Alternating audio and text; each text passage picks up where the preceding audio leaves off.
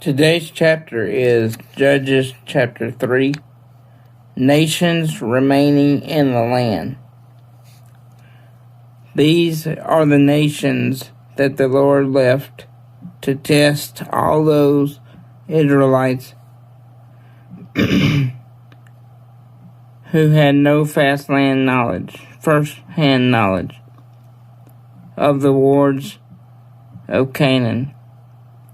They survived only to teach war to the generations of the Israelites who had no first-hand knowledge of the earlier wars. The 5 rulers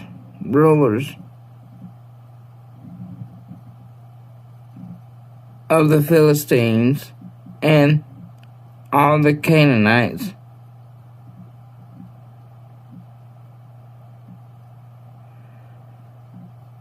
Sidonians and Hivites who lived in the highlands of Lebanon from Mount Baal-hermon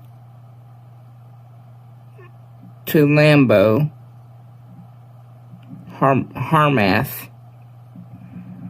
They were to be the test for Israel, to find out whether they would obey the Lord's command, which he had made to their ancestors through Moses. So the Israelites lived among the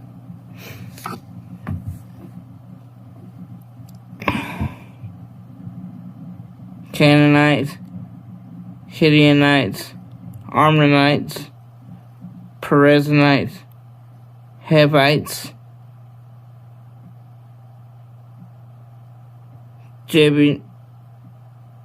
Jebusites. But the Israelites intermarried with them and served their gods.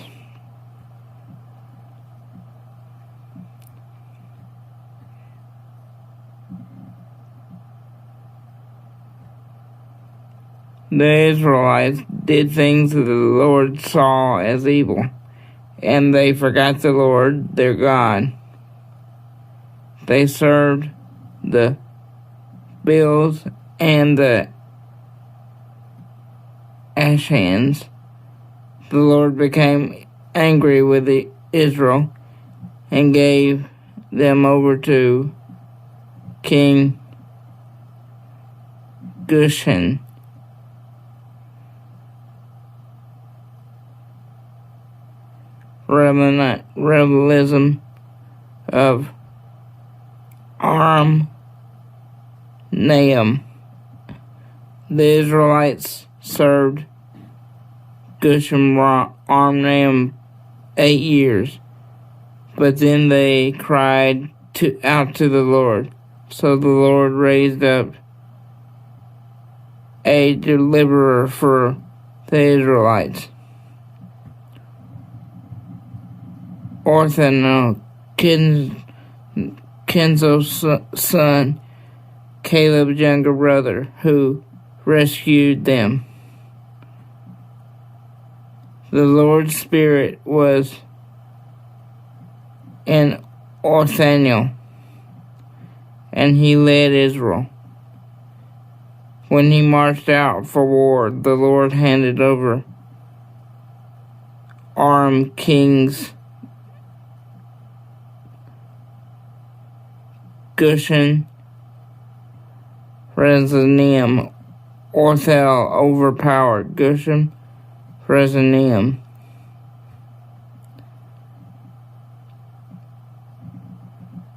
And the land was peaceful for 40 years until Othniel, Kenaz's son, died. Ehud. The Israelites once again did things that the Lord saw evil, and the Lord put Moab, king of, Eglon, in power over them, because they did things that the Lord saw evil.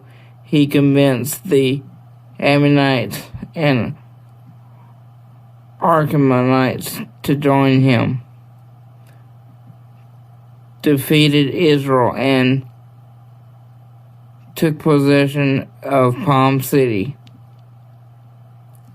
So the Israelites served Moab's king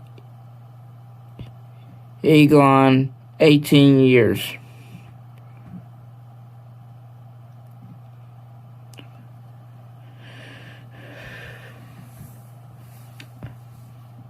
Then the Israelites cried out to the Lord, so the Lord raised up a deliverer for them, Ehud, Gorah's son, a Benjaminite, who was left-handed. The Israelites sent him to take their tribute payment to Moab king Eglon. Now Ehud made himself a double-edged sword that was 1.5 feet long, and he strapped on it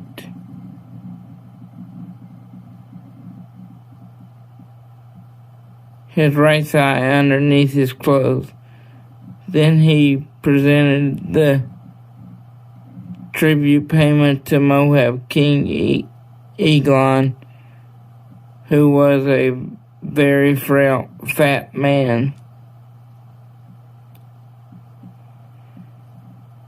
When he had finished delivering the tribute payment, Ehud sent on their way the people who had carried it.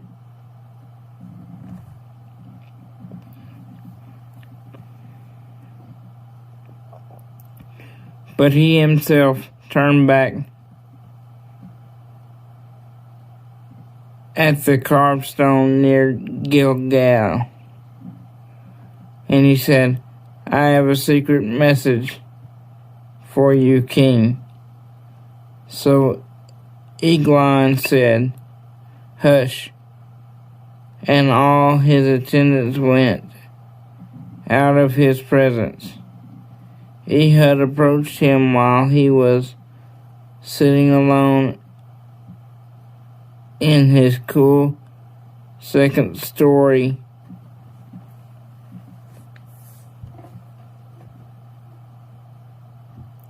room. And he said, I have a message from God for you. At that, Eglon got up from his throne.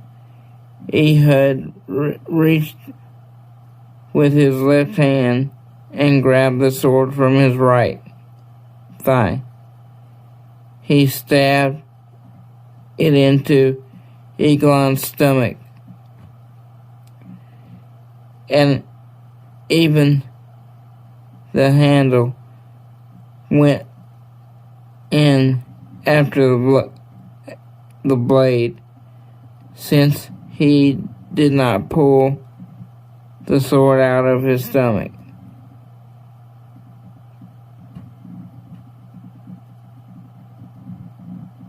The fat closed over the blade, and his guts spilled out. Ehud slipped out to the porch and closed and locked the doors of the second-story room behind him.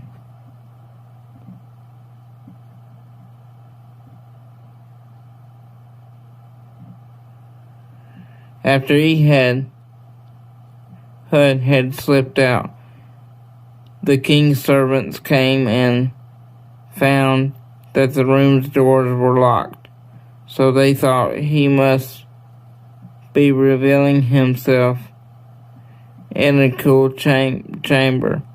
They waited so long that they they were embarrassed, but they never opened doors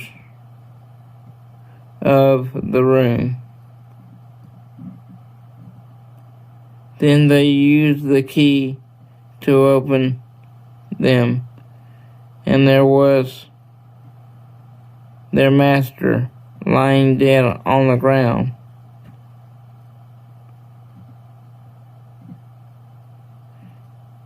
Ehud gotten away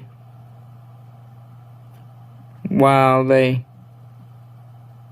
were waiting and had passed the carved stones and escaped to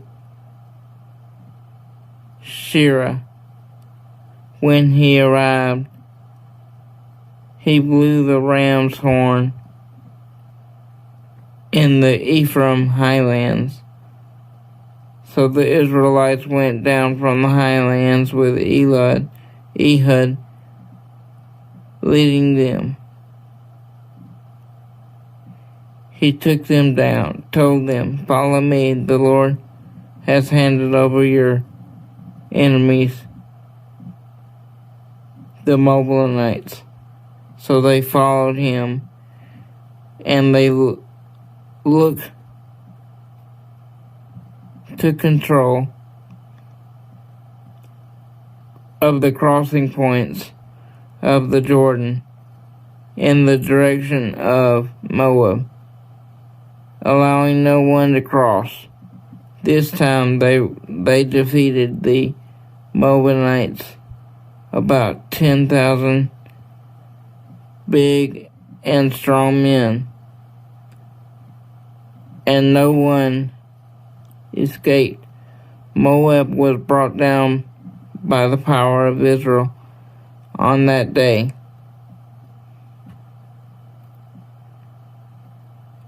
And there was peace in the land for 80 years. After Ehud, Shamgar, Anath's son, struck down 600 Philistines with an animal prod. He too rescued Israel. Thank you for listening to this chapter, and God bless.